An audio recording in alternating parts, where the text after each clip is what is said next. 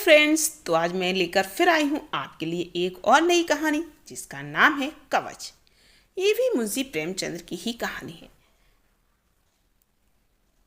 तो चलिए शुरू करते हैं आज की कहानी। और वीडियो को प्लीज़ आप लोग जो भी इस वीडियो को देखता है प्लीज़ इस वीडियो को लाइक किया कीजिए, शेयर किया कीजिए। वैसे ही आज के समय में कोई कहानियाँ नहीं सुनता है, तो आप लोग इन कहानियों को ज़रूर सुने। बहुत दिनों की बात है, मैं एक बड़ी रियासत का एक विश्वस्त अधिकारी था। जैसी मेरी आदत है, मैं रियासत की घड़े बंदियों से पृथक रहता, न इधर अपने काम से काम रखता, काजी की तरह शहर के अंदेशे से दोलाना होता था। महल में आए दिन नए नए सिगुफे खिलते रहते थे, नए नए तमाशे होते रहते थे, नए नए षड्यंत्रों की रचना होती रहती थी। पर मुझे किसी पक्ष से शाहरुकार न था। किसी की बात में मैं दखल न देता था, न किसी की मैं शिकायत किया करता था और न ही किसी की तारीफ। शायद इसीलिए राजा साहब की मुझ पर कृपा दृष्टि रहती थी। राजा साहब शीलवान, दयालु, निर्भीक, उदार और कुछ स्वेच्छाचारी थे। रेजिडेंट की खुशामद करना उन्हें पसंद ना था। जिन समाचार पत्रों से दूसरी रियासतें भयभीत रहती थी और अपने इलाके में उन्हें आने भी ना देती थी, वे सब हमारी रियासत में बेरोक टोक आते थे। एक दो बार रेजिडेंट ने इस बारे में कुछ इशारा भी किया, लेकिन राजा साहब ने इसकी बिल्कुल परवाह न की। अपने आंतरिक शासन में वह किसी प्रकार का हस्तक्षेप न चाहते थे, इसीलिए रेजिडेंट भी उनसे मन ही मन द्वेष करता था। लेकिन इसका यह आशय नहीं है कि राजा साहब प्रजावत्सल, दूरदर्शी, नीति कुशल या मितव्ययी शासक थे। यह बात न थी। वे बड़े ही विलासप्रिय, रसिक और दुर्व्यसनी थे। उनका अधिकांश समय विषय वासना की ही वैट होता था। रनवास में दर्जनों रानियां थीं, फिर भी आए दिन नई नई चिड़ियाँ आती रहती थी। इस मद में लैस किफायत या कंजूसी न की जाती थी। सौंदर्य की उपासना उनका गॉड स्वभाव सा हो गया था। इसके लिए वह दीन और ईमान तक की हत्या करने के लिए तैयार रहा करते थे।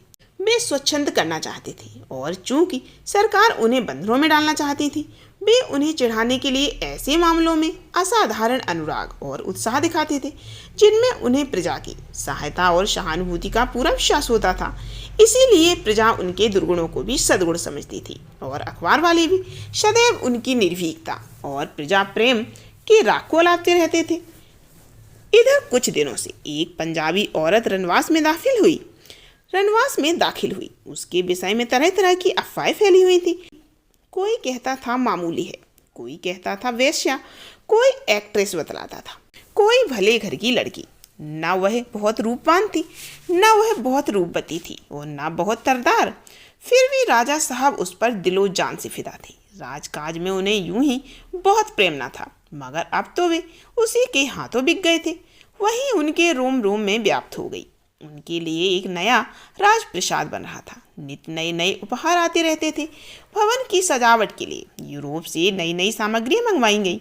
उसे गाना और नाचना सिखाने के लिए इटली, फ्रांस और जर्मनी के उस्ताद बुलाए गए। सारी रियासत में उसी का डंका बजता था। लोगों को आश्चर्य होता था कि इस रमणी में ऐसा कौन सा गुण है जिसने राजा साहब को इतना आसक्त और आकर्षित कर दिया है। एक दिन रात को जब मैं भोजन करके लेटा ही था कि राजा साहब ने हमें याद फरमाया। मन में एक प्रकार का संशय हुआ कि इस समय खिलाफ मामूल क्यों मेरी तलवी हुई।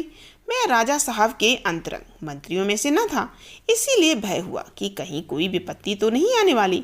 रियासतों में ऐसी दुर्घटनाएं अक्सर होती रहती हैं। जिसे प्रातःकाल राजा साहब के बगल में बैठे हुए देखिए, उसी संध्या समय अपनी जान लेकर रियासत के बाहर भागते हुए भी देखने में आया है। मुझे संदेह हुआ किसी ने मेरी शिकायत तो नहीं कर दी। रियासतों में निस्वच्छ रहना भी खतरनाक है। ऐसे आदमी का अगर कोई शत्रु नहीं होता तो कोई मित्र भी नहीं होता। मैंने तुरंत कपड़े पहने और मन में तरह तरह की दुष्कल्पनाएं करता हुआ राजा साहब की सेवा में उपस्थित हो गया। लेकिन पहली ही निगाह में मेरे सारे संशय मिट गए। राजा साहब के चेहरे पर क्रोध की जगह विषाद और नैराश्य का गहरा रंग झलक रहा था। आंखों में एक विचित्र याचना झलक रही थी। मुझे देखते ही उन्होंने कुर्सी पर बैठने का इशारा किया और बोले, क्यों जी सरदार साहब? साहब, तुमने कभी प्रेम किया है? किसी से प्रेम में अपने को खो बैठे हो? मैं समझ गया कि इस वक्त अदब और लिहाज की जरूरत नहीं। राजा साहब किसी व्यक्तिगत विषय में मुझसे सलाह करना चाहते हैं। निसंकोच होकर बोला, दीनबंधु, मैं तो कभी इस जाल में नहीं फंसा। राजा साहब ने मेरी तरफ खानदान बढ़ाकर कहा, तुम बड़े भाग्यवान हो। अच्छा हुआ कि तुम इस जाल में नहीं फंसे। यह आंखों को लुभाने वाला सुनहरा जाल है। यह मीठा किंतु घातक विष है। यह वह मधुर संगीत है जो कानों को तो भला मालूम होता है पर हृदय को चूर चूर कर देता है। यह वह माया मृग है जिसके पीछे पीछे आदमी अपने प्राण ही नहीं अपनी इल्लत तक खो बैठता है। उन्होंने गिलास में शराब उड़ेली और एक चुस्की लेकर बोले, जानते हो मैंने इस सरफराज के लिए कैसी कैसी परेशानियां उठाई। मैं उसके भौंहों के एक इशारे पर अपना यह सिर उसके पैरों में रख सकता था। यह सारी रियासत उसके चरणों पर अर्पित कर सकता था। इन्हीं हाथों से मैंने उसका पलंग बिछाया है, उसे हुक्का भरकर पिलाया है, उसके कमरे में झाड़ू लगाई है। वह पलंग से उतरती थी तो मैं उसकी जूती सीधी करता था। इस खिदमत गुजारी में मुझे कितना आनंद प्राप्त होता था तुमसे बयान नहीं कर सकता। मैं उसके सामने जाकर उसके इशारों का गुलाम हो जाता था। प्रभुता और रियासत का गुरूर मेरे दिल से लुप्त हो जाता था। उसकी सेवा शुश्रूषा में मुझे तीनों लोक का राज मिलता था। पर इस जालिम ने हमेशा मेरी उपेक्षा की। शायद वह मुझे अपने योग्य नहीं समझती थी। मुझे यह अभिलाषा ही रह गई कि एक बार वह अपनी उन मस्तानी रसीली आंखों से, एक बार उन इत्रगुर भरे हुए होठों से मेरी तरफ मुस्कुराती। मैंने समझा था शायद वह उपासना की ही वस्तु है, शायद उसे इन रहस्यों का ज्ञान नहीं। हाँ, मैंने समझा था शायद अभी अल्लड़पन उसके प्रेमोद गारों पर मुहर लगाए हुए है। मैं इस आशा से अपने व्यथित हृदय को तस्कीन देता था कि कभी तो मेरी अभिलाषाएं पूरी होंगी, कभी तो उसकी सोई हुई कल्पना जागेगी। राजा साहब एकाएक चुप हो गए। फिर कदे आदम शीशे की तरफ देखकर शांत भाव से बोला, मैं इतना कुरूप तो नहीं हूँ कि कोई रमणी मुझसे इतनी घृणा करे। राजा साहब बहुत ही रूपवान आदमी थे। ऊंचा कद, भरा हुआ बदन, सेब का सा रंग चेहरे से तेज झलकता था। मैंने निर्भीक होकर कहा, इस विषय में तो प्रकृति ने हुजूर के साथ बड़ी उदारता के साथ काम किया है। राजा साहब के चेहरे पर एक छीड़ उदास मुस्कुराहट दौड़ गई, मगर फिर वही नैराश छा गया। बोले, सरदार साहब, मैंने इस बाजार की खूब सैर की। सम्मोहन और वशीकरण के जितने लड़के हैं उन सबों से परिचित हूँ, मगर जिन मंत्रों से मैंने अब तक हमेशा विजय पाई है वे सब इस अवसर पर निरर्थक सिद्ध हुए। अंत में मैंने यही निश्चय किया कि कुआं ही अंधा है, इसमें प्यास को शांत करने की सामर्थ्य नहीं, मगर शोक कल मुझ पर इस निष्ठुरता और अपेक्षा का और उपेक्षा का रहस्य खुल गया। आह, काश ये रहस्य कुछ दिन और मुझसे छिपा रहता, कुछ दिन और मैं इसी भ्रम, इसी अज्ञान अवस्था में पड़ा रहता। राजा साहब का उदास चेहरा एकाएक कठोर हो गया। उन शीतल नेत्रों में ज्वाला सी चमक उठी। बोले, देखिए, ये वह पत्र है जो कल गुप्त रूप से मेरे हाथ लगे हैं। मैं इस वक्त इस बात की जांच पड़ताल करना व्यर्थ समझता हूँ कि मेरे पत्र मेरे पास किसने भेजे, उसे ये कहाँ मिले। अवश्य ही ये सरफराज की अहित कामना के इरादे से भेजे गए होंगे। मुझे तो केवल यह निश्चय करना है कि यह पत्र असली हैं या नकली। मुझे तो उनके असली होने में अणु मात्र भी संदेह नहीं। मैंने सरफराज की लिखावट देखी है, उसकी बातचीत के अंदाज से अभिज्ञ नहीं हूँ। उसकी जबान पर जो बाक चढ़े हुए हैं उन्हें खूब जानता हूँ। इन पत्रों में वही लिखावट है। कितनी भीषण परिस्थिति है। इधर मैं तो एक मधुर मुस्कान, एक मीठी अदा के लिए तरसता हूँ, उधर प्रेमियों के नाम प्रेम पत्र लिखे जाते हैं, वियोग वेदना का वर्णन किया गया है।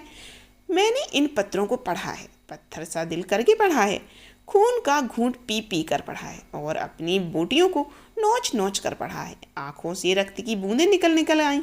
यह दाग, यह दगा, यह त्रिया चरित्र मेरे महल में रहकर, मेरी कामनाओं को पैरों से कुचलकर, मेरी आशाओं को ठुकराकर ये कीड़ाएं होती हैं। मेरे लिए खारे पानी की एक बूंद भी नहीं, दूसरे पर सुधा जल की वर्षा हो रही है। मेरे लिए एक चुटकी भर आटा नहीं और दूसरे के लिए सटरस पदार्थ परसे जा रहे हैं।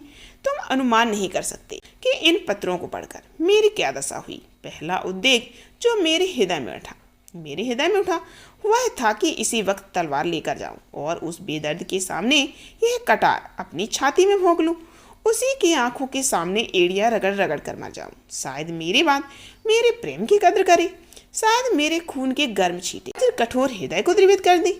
लेकिन अंत स्थल के न मालूम किस प्रदेश से आवाज आई, यह सरासर नादानी है, तुम मर जाओगे। और यह छलनी तुम्हारे प्रेम उपहारों से दामन भरे दिल में तुम्हारी मूर्खता पर हंसती हुई दूसरे ही दिन अपने प्रीतम के पास चली जाएगी।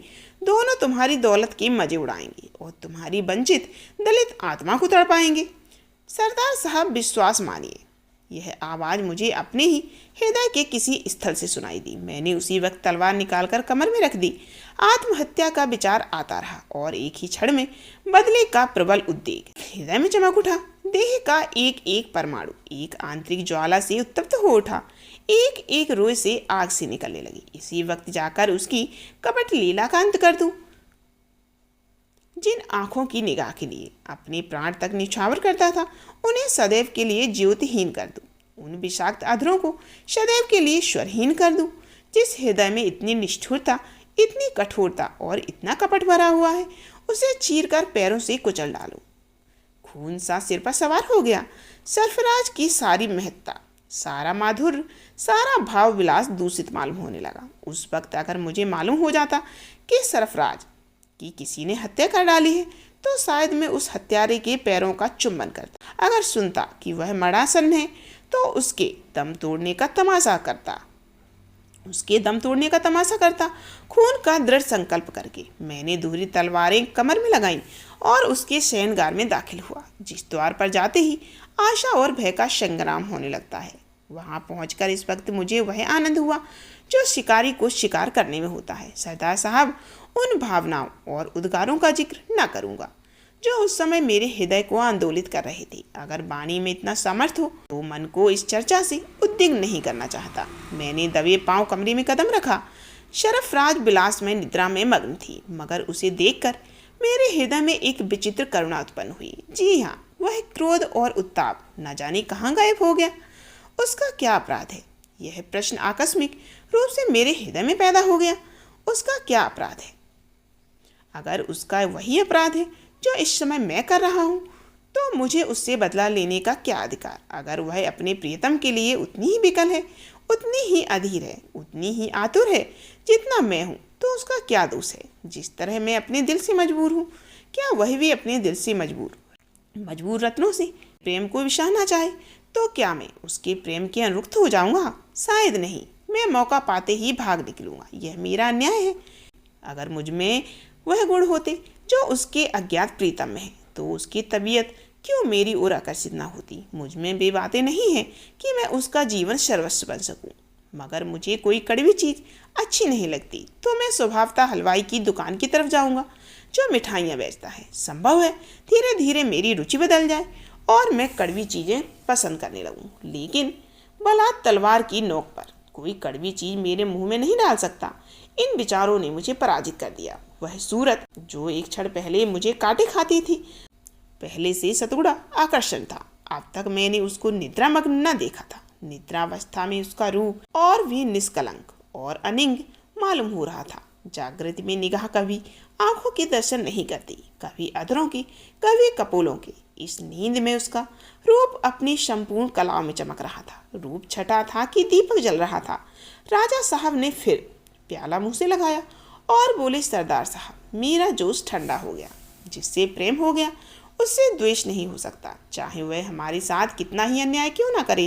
जहाँ प्रेम का प्रेमी के हाथों कत्ल हो, वहाँ समझ लीजिए कि प्रेम न था, केवल विषय लालसा थी। इस कहानी का अगला भाग सुनने के लिए प्लीज़ ज़्यादा से ज़्यादा वीडियो को लाइक कीजिए, कमेंट कीजिए और शेयर कीजिए। फिर मिलते हैं इस कहानी के अगले भाग में।